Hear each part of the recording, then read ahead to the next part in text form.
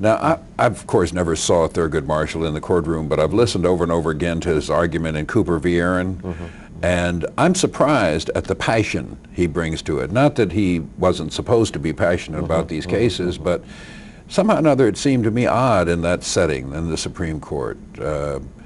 How different was Jack Greenberg or Nabrett from that passionate style of Marshall?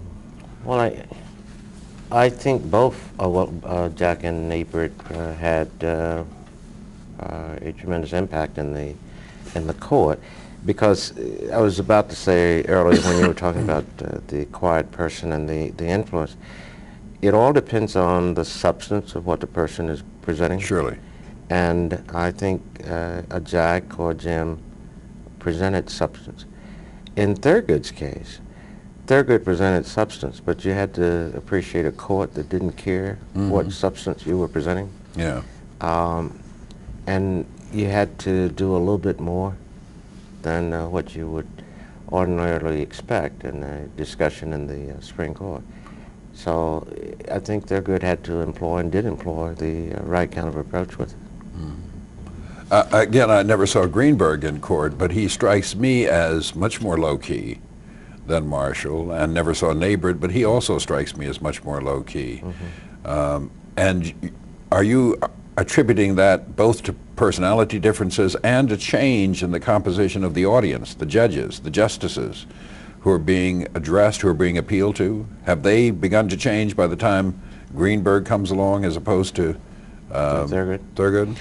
Yeah, but well, first of all, Jack was back there with Thurgood. Yes, they're contemporaries. But I would think so. I think when Thurgood started, he was there with a court that really wasn't that moved by any substantive arguments about the unfairness or unconstitutionality of discrimination, and he had to appeal to other means.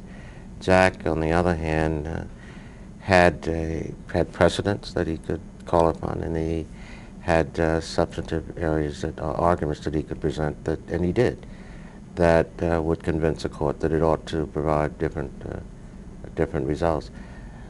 I listened to Joe Rao argue in the Supreme Court in the sitting cases, and it was the most impressive argument that I've heard in the Supreme Court. He was carrying on a regular dialogue, but Joe could raise his voice when he felt it was necessary, and he could talk softly when he thought that would carry the point.